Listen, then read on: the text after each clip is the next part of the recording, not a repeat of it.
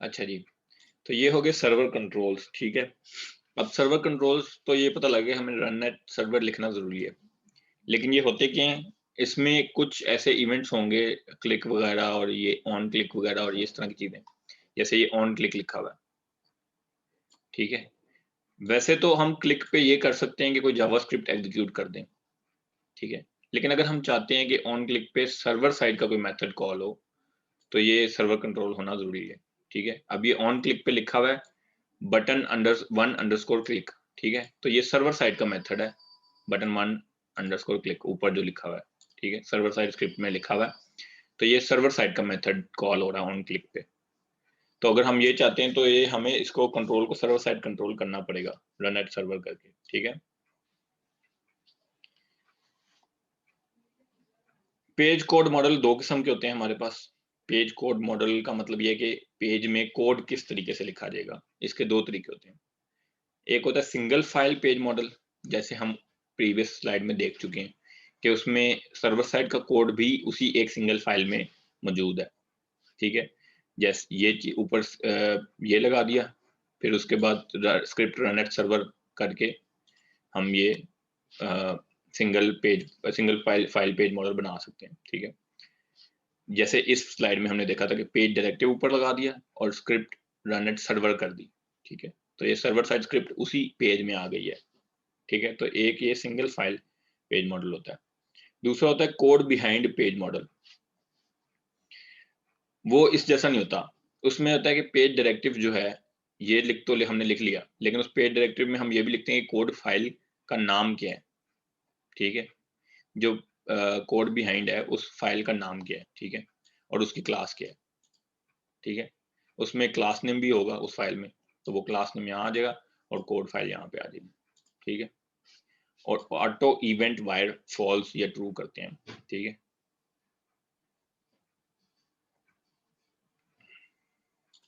ठीक है, auto event wire का मतलब ये है कि जब पेज आपके पास पेज का एक पूरा लाइफ साइकिल होता है, ठीक है। पेज इनिशियलाइजेशन होती है, पेज फिर उसके बाद लोड होता है, जो भी चीजें होती हैं वो सारी परफॉर्म हो, ठीक है। उनके ऊपर अगर किसी भी चीज के ऊपर कोई इवेंट लगाया हुआ है कि पेज इनिशियलाइजेशन पे ये इवेंट चले, तो वो सारी चीजें एग्जीक्यूट हों, ठीक है।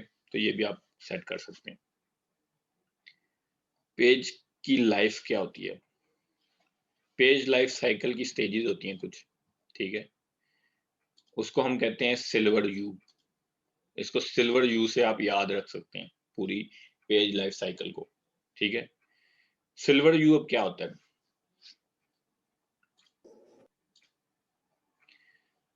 सिल्वर यू ये होता है कि सबसे पहले तो एक पेज रिक्वेस्ट होता है, number one page request, user या क्लाइंट हमारा या कोई भी ब्राउजर पेज रिक्वेस्ट सेंड करेगा, ठीक है। तो ये तो पेज रिक्वेस्ट है, ये पेज लाइफ साइकिल में शामिल नहीं है क्योंकि ये पेज रिक्वेस्ट होती है, ये आप लिख सकते हैं नंबर वन बुलेट में, लेकिन सिल्वर यू में ये नहीं है। फिर सिल्वर यू है स्टार्ट। सिल्वर से एस से पहले बनेगा स्टार्ट। फिर पेज इनिशियलाइजेशन होगी, इनिशियलाइजेशन का आई आ जाएगा, ठीक है। फिर एल का मतलब है लोड। फिर वी मतलब वैलिडेशन। ई का मतलब event handling, post back event handling. R का मतलब है रेंडरिंग और यू का मतलब है अनलोड, ठीक है। इनको हम देखते हैं। पेज रिक्वेस्ट, सबसे पहले पेज रिक्वेस्ट क्या होगी कि कोई भी यूजर या ब्राउजर ने पेज रिक्वेस्ट सेंड किया, ठीक है, वो एक पेज रिक्वेस्ट है। ये पेज लाइफ साइकिल स्टार्ट होने से पहले होती है, ठीक है। ASP.NET determines whether the page needs to be parsed and compiled। इसका मतलब ये है कि ASP.NET ये चीज चेक करती है कि हमें इस पेज को दोबारा से कंपाइल करना है और फिर दिखाना है, या ये कैश में ऑलरेडी मौजूद है। अगर कैश में मौजूद होगा तो ये कैश्ड वर्जन रिटर्न कर दिया जाएगा उस पेज का, ठीक है। उसको दोबारा कंपाइल नहीं किया जाएगा। फिर स्टार्ट, सिल्वर यू का पहला कैरेक्टर एस, उससे स्टार्ट, ठीक है। इसमें क्या होता है कि पेज की कुछ प्रॉपर्टी सेट की जाती हैं, रिक्वेस्ट रिस्पॉन्स वगैरह, ठीक है। फिर ये चेक किया जाता है कि ये पेज की रिक्वेस्ट जो है पोस्ट बैक रिक्वेस्ट तो नहीं है। पोस्ट बैक क्या होता है? पोस्ट बैक ये होता है कि मैंने एक पेज बनाया फॉर एग्जांपल, ठीक है। उस पेज में मैंने कुछ फॉर्म बनाया, उसके अंदर कुछ टेक्स्ट बॉक्सेस वगैरह बनाए। एम्प्लॉय का ही समझ लें, जैसे फॉर एग्जांपल एम्प्लॉय का पूरा फॉर्म बना दिया, एम्प्लॉय आईडी नेम वगैरह गेट करने के लिए, ठीक है। तो जैसे ही वो गेट होगा, एक मिनट प्लीज।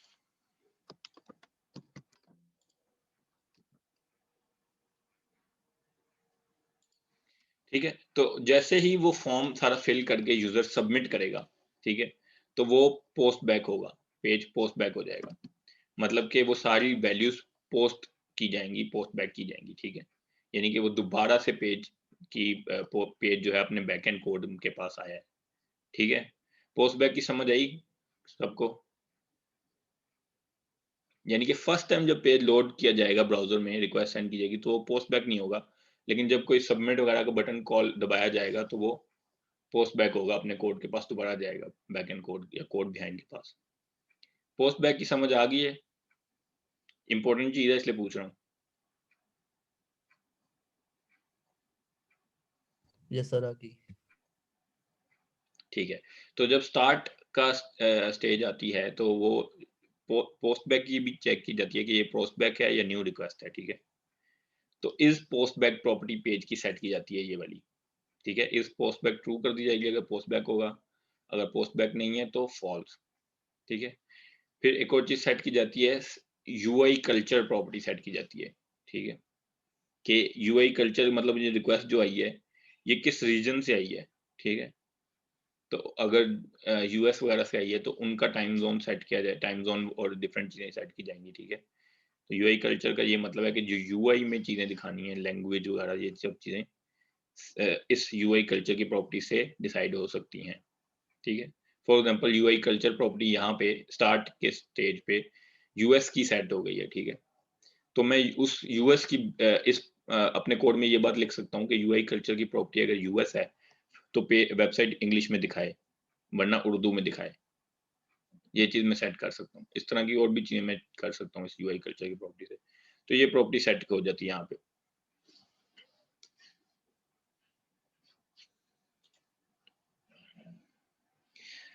फिर दूसरी स्टेज है इनिशियलाइजेशन, पेज इनिशियलाइजेशन, ठीक है। इसमें क्या होता है, controls on the page are available. जो भी कंट्रोल्स आपने टेक्स्ट फील्ड्स वगैरह बनाई हैं वो अवेलेबल हो जाती हैं। कंट्रोल्स की आईडी सेट हो जाती हैं, यूनिक आईडी, यानी कि पूरे पेज पे उस कंट्रोल की एक आईडी है, वो किसी और कंट्रोल की नहीं होगी, ठीक है। पेज पे कोई भी थीम्स वगैरह आपने लगाई हुई वो अप्लाई हो जाएंगी, ठीक है। अब जब आपने पोस्ट बैक अगर रिक्वेस्ट है फॉर एग्जांपल, ठीक है, तो पोस्ट बैक डाटा इसमें लोड नहीं होता। फॉर एग्जांपल मैं एक एग्जांपल देता हूँ। आपने एम्प्लॉय का फॉर्म बनाया हुआ है, उसमें आपने वैलिडेशन लगाई हुई है कि एज जो है 20 से 30 तक होनी चाहिए, इससे ज्यादा नहीं होनी चाहिए या कम नहीं होनी चाहिए। अब यूजर ने 35 एज लिखकर सबमिट का बटन दबाया। अब आपने उसको एरर शो करना है, ठीक है। एरर शो करना है लेकिन सारा फॉर्म फिल्ड रहे। ये ना हो कि एक एरर आया एज पे तो सारा form, employee ID, employee name, address, email address वगैरह सब इरेज हो गए हैं, अब दोबारा से उसको फिल करना पड़ेगा। ऐसा नहीं होना चाहिए, ठीक है।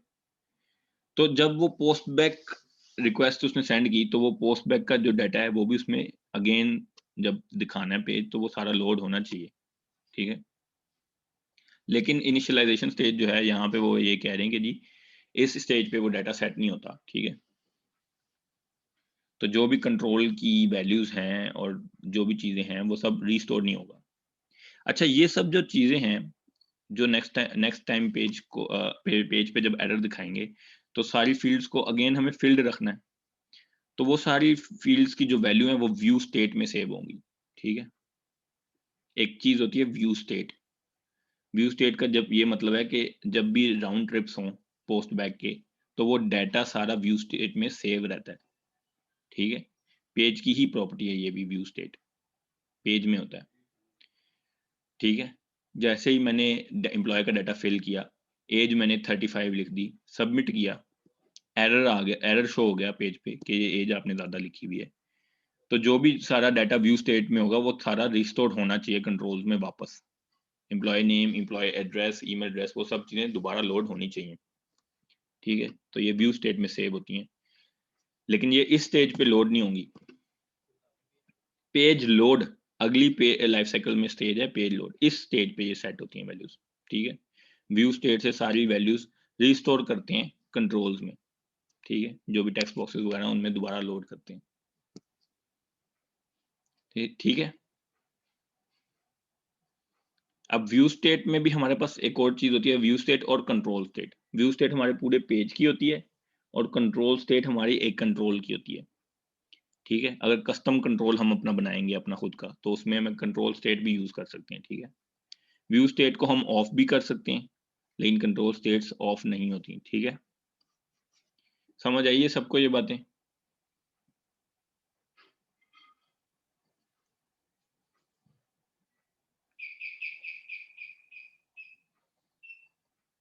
पोस्ट बैक, व्यू स्टेट, ये इंपॉर्टेंट चीजें हैं, ठीक है। समझ आ गई।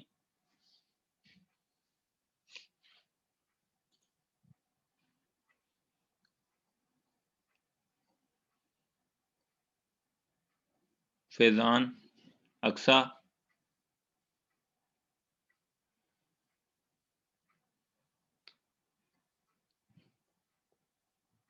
जुनैरा, जी सर। समझ आ गई। नईम,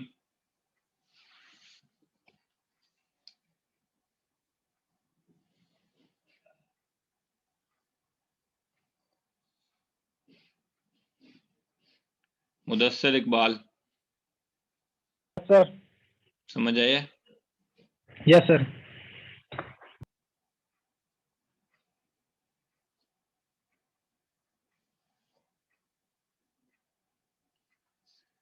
ठीक है। जी सर, आपने मैसेज किया था तो शोर था इसलिए म्यूट नहीं किया सर। फिजान अब्बास से बात कर रहा अच्छा ठीक है, तो ये समझ आ गया अभी तक आपको? हूँ। जी सर, समझ आ रहा है। कोई बता सकता है पोस्ट बैक क्या चीज होती है?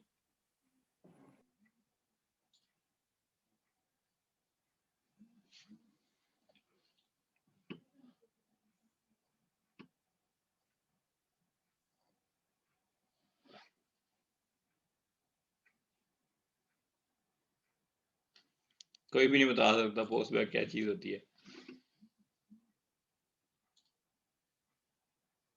Kashmala, मवीन, Mustansar. Sir, post back का मतलब ये होगा ना कि अगर एक पेज को हमने उसी के अंदर ही से सबमिट करवाया है, तो ये चेक करने के लिए हम पोस्ट बैक यूज करते हैं। जब पेज की प्रॉपर्टीज सबमिट होती हैं सारी, तो वो पेज अपने कोड बिहाइंड के पास दोबारा जाता है, तो वो पोस्ट बैक होता है, ठीक है। जब फर्स्ट टाइम लोड होगा तो वो पोस्ट बैक नहीं होगा। व्यू स्टेट क्या चीज होती है?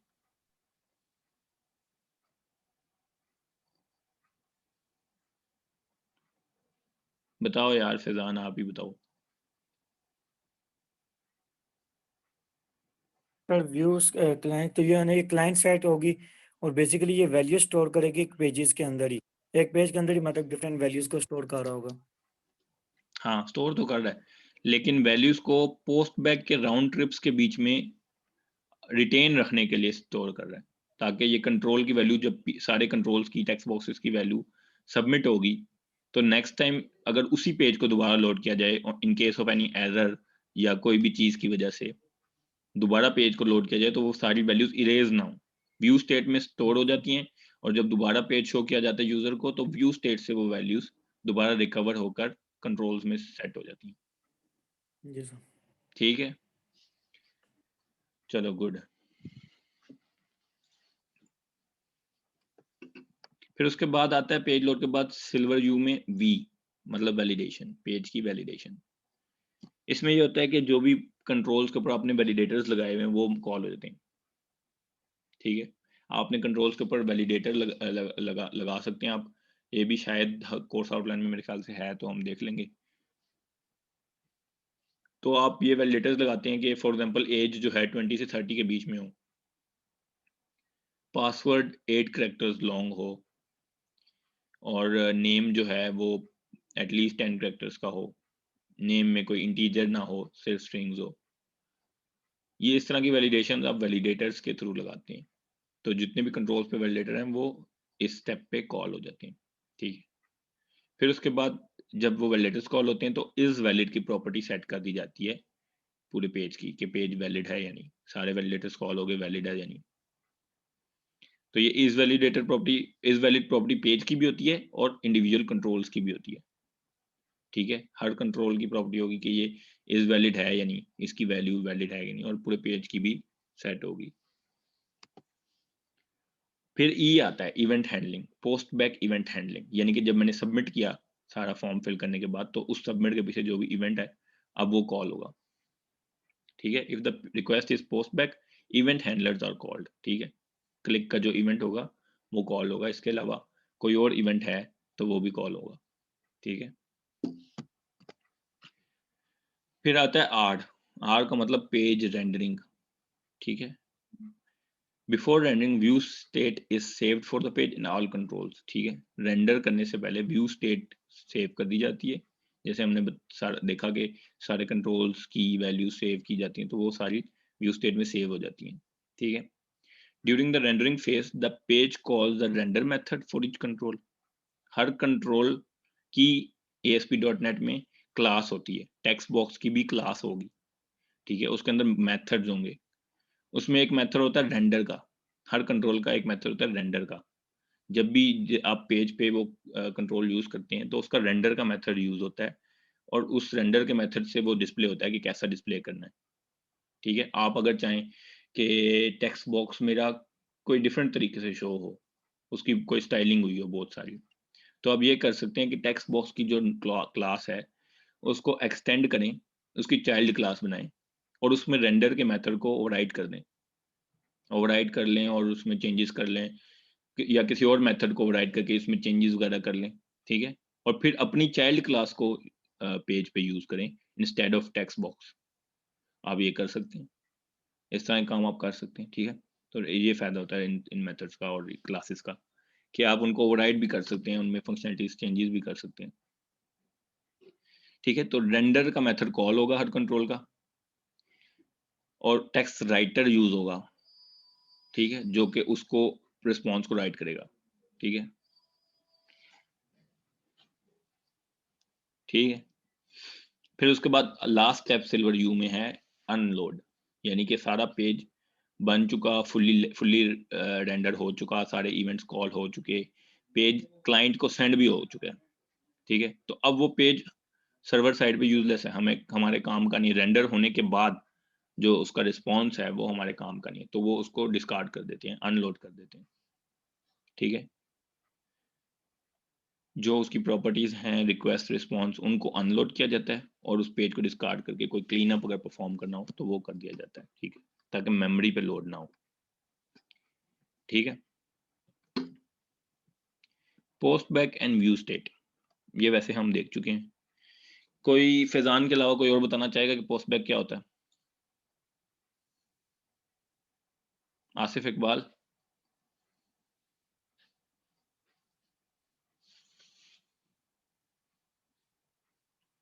आसिफ इकबाल। अक्सा जबीन।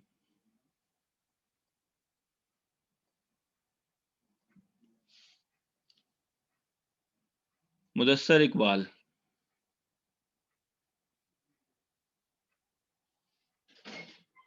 जुनैरा तनवीर।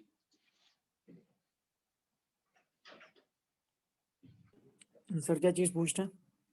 आप फैजान बोल रहे हो? जी सर।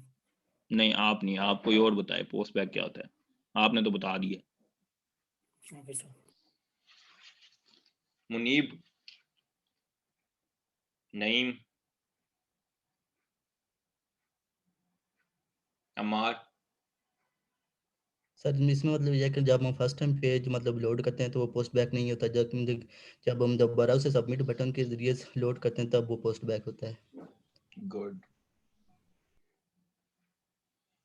आपने सही बताया। बाकी सब तो सो रहे हैं शायद, लगा के किए हुए हैं काम करने अपने अपने।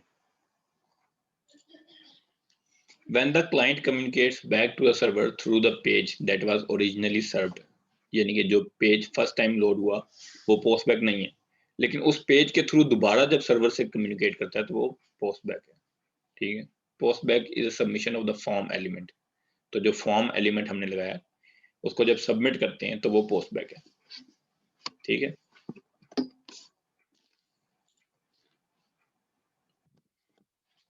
व्यू स्टेट क्या है? व्यू स्टेट हमने देख ली कि इसमें पोस्टबैक्स के राउंड ट्रिप्स के बीच में डाटा को सेव रखने के लिए, ताकि डाटा कंट्रोल्स की वैल्यूज ज़ाया ना हो, उसको उसके लिए यूज होता है व्यू स्टेट। ठीक है। allows the state of objects to be stored in a hidden field on the page। View state एक हिडन फील्ड होती है पेज पे। जब हम ये पेज बनाएंगे ASP.NET का, तो मैं आपको ये दिखाऊंगा अभी व्यू स्टेट कहाँ पे होती है। ठीक है, हिडन फील्ड कहाँ पे होती है ये, अगर मुझे याद ना रहा तो आप याद करा दीजिएगा। ये लेकिन उन्हीं ऑब्जेक्ट्स की स्टेट्स को सेव करते हैं जो सीरियलाइजेबल हो। ठीक है, तो ये टेक्स्ट बॉक्सेस वगैरह ये सब की जो क्लासेस हैं वो सीरियलाइजेबल होंगे। ठीक है। View state is transported to the client and back to the server.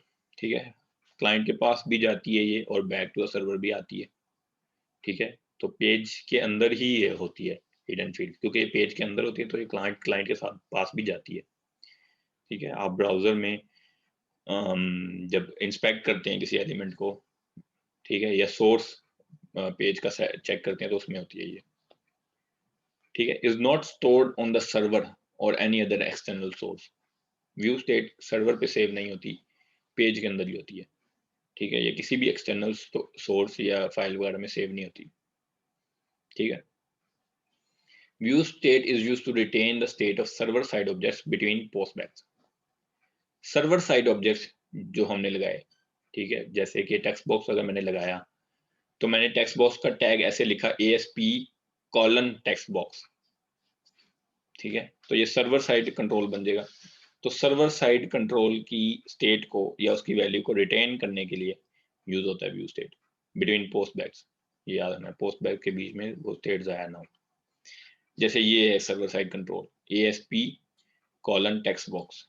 ठीक है, तो ये रनएट सर्वर भी लगा हुआ है इस पे, तो इस टेक्स्ट बॉक्स की वैल्यू व्यू स्टेट में सेव होगी।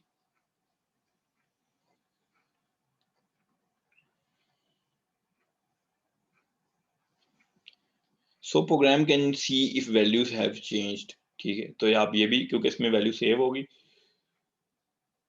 तो आप चेक कर सकते हैं कि वैल्यू यूजर ने चेंज की है या नहीं की। ठीक है, वैल्यू चेंज हुई है या नहीं हुई टेक्स्ट बॉक्स की। ठीक है, एम्प्टी अगर रिटर्न हो गया तो वो भी पता लग जाएगा, अगर वैल्यू उसमें कुछ डाली है तो वो भी। सर्वर स्टेट्स ASP.NET में दो किस्म की इंपॉर्टेंट स्टेट्स होती हैं। ठीक है, एक होती है सेशन स्टेट और एक होती है एप्लीकेशन स्टेट। ठीक है, एक तो ये व्यू स्टेट होती है, लेकिन ये हमें पता है कि ये व्यू स्टेट वो वाली स्टेट नहीं है, ये सिर्फ डाटा रखने के लिए है। ठीक है, फिर एक होती है सेशन स्टेट और एक एप्लीकेशन स्टेट। सेशन स्टेट ये होती है कि जब आप फॉर एग्जांपल लॉगिन किया आपने, तो आपका सेशन मेंटेन हो गया। ठीक है, ठीक है, allows the state of object serializable to be stored for a single session। ठीक है, life time of user browser और स्पेसिफिक टाइम आउट। अगर आप लॉगिन नहीं करते, वैसे ही पेज की रिक्वेस्ट सेंड करते हैं, ठीक है, इन दैट केस भी आपकी एक सेशन स्टेट मेंटेन हो रही है। ठीक है, जब तक आप वो वेबसाइट व्यू कर रहे हैं उस ब्राउजर में, तब तक उसकी सेशन स्टेट मेंटेन हो रही है। ठीक है, ठीक है, तो वो सेशन स्टेट में आप वैल्यू स्टोर कर सकते हैं। अगर आपने लॉगिन परफॉर्म किया है तो यूजर आईडी, यूजर नेम, कौन सा यूजर लॉगिन हुआ है वो आप सेशन स्टेट में स्टोर कर सकते हैं। ठीक है, लॉग आउट करेंगे तो सेशन स्टेट क्लियर हो जाएगी। एप्लीकेशन स्टेट अब क्या होती है? allows the state of objects to be stored for the application across different sessions। ठीक है, इसमें ऑब्जेक्ट्स की स्टेट या कोई भी आईडीज वगैरह वो पूरी एप्लीकेशन के लिए स्टोर हुई होती है। ठीक है, एक सेशन के लिए नहीं। मतलब कि अगर मैंने कोई वैल्यू स्टोर की है, कोई आईडी वगैरह, तो वो तमाम लोग उसको उस तमाम लोग और तमाम सेशंस के लिए है। ठीक है, तमाम डिफरेंट सेशंस के लिए है, वो सेम वैल्यू है। फॉर एग्जांपल एक एग्जांपल देता हूँ। कभी कभी आप वेबसाइट्स पे किसी पे जाते हैं तो वहां पे लिखा होता है total number of logged in users, यानी कि हमारी वेबसाइट पे इतने यूजर्स लॉग्ड इन हो चुके हैं या इतने व्यूअर्स आ चुके हैं। ठीक है, तो आप ये कर सकते हैं कि उस जो व्यूअर्स आपने सेव किए हैं, total number of logged in users save किए हैं, वो आप एप्लीकेशन स्टेट में सेव करें, क्योंकि सेशन स्टेट में तो नहीं सेव कर सकते। फॉर एग्जांपल मैंने लॉगिन किया है तो मेरा एक यूजर बढ़ जाएगा, तो मैं अपनी सेशन स्टेट में रखूंगा, लॉग आउट करूंगा तो वो सेशन तो क्लियर हो जाएगा। तो आप यूजर्स को कैसे दिखाएंगे कि कितने यूजर्स लॉग इन हो चुके हैं? तो आप एप्लीकेशन स्टेट में उसको रखते हैं, ठीक है। यानी कि जब तक एप्लीकेशन रन हो रही है सर्वर पे तब तक वो स्टेट रहती है। जैसे ही वो एप्लीकेशन आप सर्वर से हटाएंगे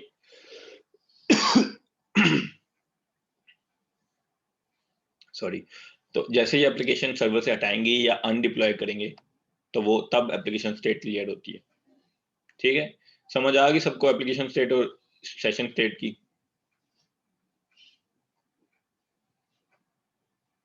फटाफट जवाब दिया करें वरना मैं फिर एक एक का नाम लेता हूँ। यस सर, आ गई है। गुड है। सर्वर कंट्रोल्स, ये भी हम देख चुके हैं कि सर्वर कंट्रोल्स कौन से होते हैं। Server controls are tag that are understood by the server, ठीक है, सर्वर को समझ आए, जिनके शुरू में आप ASP कॉलन लिखते हैं तो ये ASP का टैग है, और रन एट सर्वर लिख देते हैं तो सर्वर कंट्रोल बन जाता है या सर्वर टैग है, ठीक है। इसका सिंटेक्स क्या है? ASP कॉलन, आगे जो भी कंट्रोल का नेम है, टेक्स्ट बॉक्स, बटन, कोई भी, ठीक है। फिर ID लिख सकते हैं आप उसका, फिर रन एट सर्वर आपने लिखना जरूरी है। एक एग्जांपल ये है कि ASP कॉलन बटन लिखा, बटन कंट्रोल है, ठीक है। ID उसका, उसमें टेक्स्ट जो भी शो करना है, रन एट सर्वर लिखा और ऑन क्लिक इवेंट बना दिया। ऑन क्लिक का जो ये इवेंट है, ये सबमिट, ये सर्वर साइड का कोई मेथड होगा क्योंकि ये सर्वर साइड कंट्रोल है, ठीक है। तो सर्वर कंट्रोल्स की पहचान क्या है? Run at server.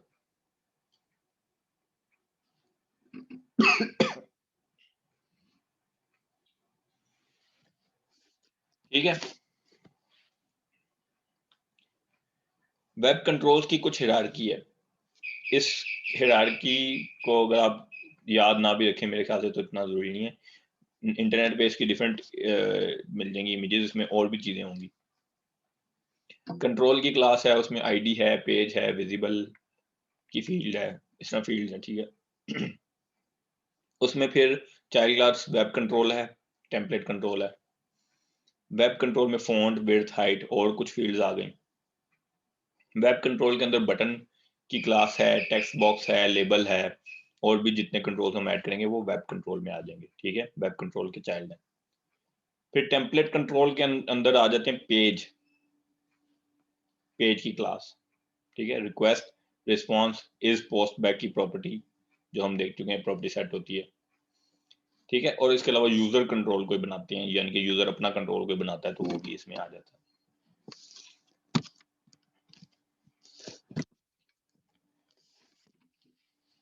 अब वेब फॉर्म्स जो हम पढ़ने लगे हैं या जो बनाएंगे उसका फायदा क्या है? इसका फायदा ये है कि हमें पता है कि हर सर्वर साइड कंट्रोल एक क्लास है, ठीक है। पेज इटसेल्फ एक क्लास है, ठीक है। उस जो हम एक पेज अगर बनाते हैं तो वो एक क्लास का ऑब्जेक्ट होगा बेसिकली, ठीक है। One can access its properties and methods, उसके प्रॉपर्टीज और मेथड्स एक्सेस हो सकते हैं।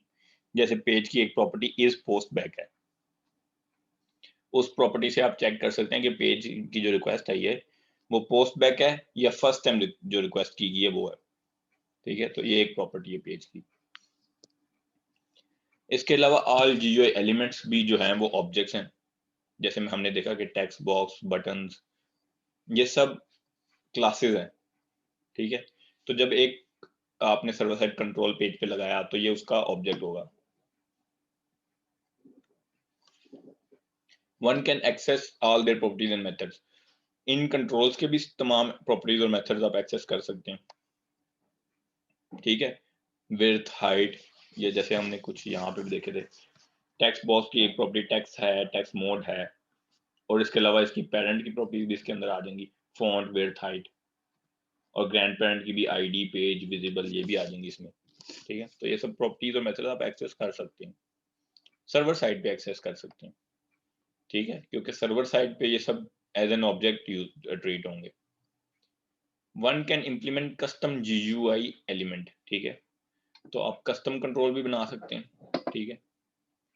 कस्टम कंट्रोल बनाने के लिए उसके अंदर आप दूसरे जो बिल्ट इन कंट्रोल्स हैं वो भी लगा के बना सकते हैं, ठीक है। Web pages can access the whole .NET library. इस वेब फॉर्म का एक फायदा ये भी है इस तरह के आर्किटेक्चर का कि आप .NET की सारी लाइब्रेरीज एक्सेस कर सकते हैं कोड अपने पेज के अंदर, ठीक है। पेज के अंदर ही आप डेटाबेसेस भी एक्सेस कर सकते हैं, XML भी कर सकते हैं और जितने भी चीजें हैं वो आप कर सकते हैं, यानी कि ADO.NET वगैरह भी आप यूज कर सकते हैं वेब पेजेस में, ठीक है। और XML वगैरह भी राइट कर सकते हैं, रीड कर सकते हैं पेजेस में ही, ठीक है। The state of all GUI elements is retained। और एक और एडवांटेज ये है कि सारी GUI एलिमेंट्स या कंपोनेंट्स की स्टेट्स रिटेन्ड होती हैं। ये कैसे होते हैं ये अब हमें पता है व्यू स्टेट से। UI elements values does not need to be set before the page is sent back, ठीक है।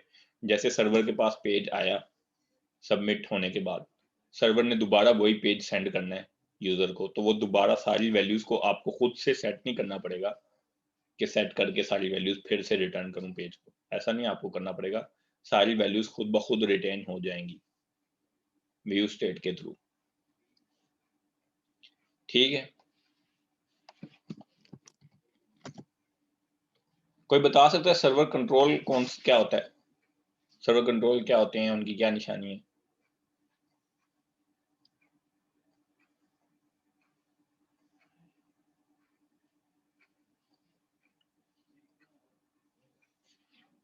जल्दी जल्दी बताया करें, मैंने बताया ना फिर मैं वरना नाम लेता हूँ। अक्सा,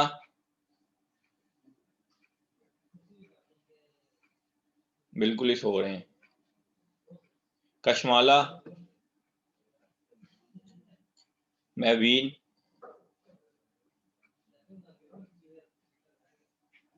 जुनैरा, मोहम्मद नईम, मुदस्सर इकबाल। सर ये टैग्स होते हैं जो सर्वर उनको अंडरस्टैंड करता है। सर्वर अंडरस्टैंड करता है, लेकिन कैसे पता लगता है कि कौन से सर्वर कंट्रोल हैं? कैसे हम बताते हैं कि ये सर्वर कंट्रोल है? Syeda Rida, Rida Fatima, yes sir. आपने अभी ज्वाइन किया है या पहले ज्वाइन हुई भी थी, डिस्कनेक्ट हुई हैं? सर वो बार बार डिस्कनेक्ट हो रहा है, वो नेट का इशू था इस वजह से। अच्छा ठीक है, फिर तो आपको वैसे काफी कुछ समझ नहीं आया होगा। वीडियो लेक्चर गौर से सुने, फिर यही होता है। Okay sir. हाँ जी बताएं फिर क्या, कैसे कैसे बताते हैं हम कि ये सर्वर कंट्रोल है? सर ये run at is equal to server से पता चलता है। बिल्कुल सही कहा आपने। Run at is equal to server जिस कंट्रोल में लिखते हैं वो सर्वर कंट्रोल होता है, और उसमें सारी प्रॉपर्टीज आप सर्वर पे एक्सेस कर सकते हैं उस कंट्रोल की, ठीक है। ऑन क्लिक में आप सर्वर का मेथड लिख सकते हैं उसमें, ठीक है।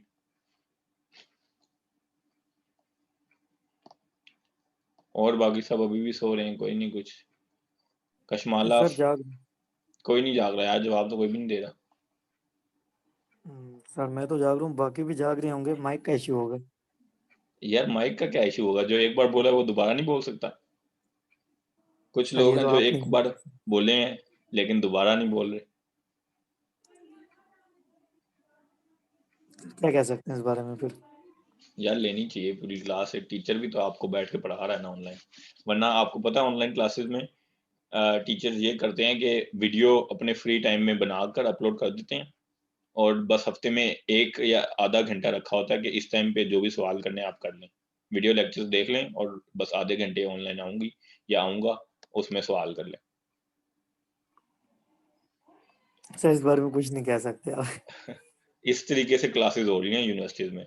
अगर आपको यूनिवर्सिटी एक अच्छी फैसिलिटी दे रही है कि आप रेगुलर क्लासेस प्रॉपर टाइम पे हो, तो आप लोगों को इसका फायदा उठाना चाहिए। सब ऐसा नहीं कर क्यों रहे। नहीं? ठीक है, ये यूनिवर्सिटी आपको एक अच्छी अपॉर्चुनिटी दे रही है कि सारी लाइव क्लासेस हों और वो टाइम पे प्रॉपर हों, तो इस चीज़ को आपको अवेल करना चाहिए। बिल्कुल सर।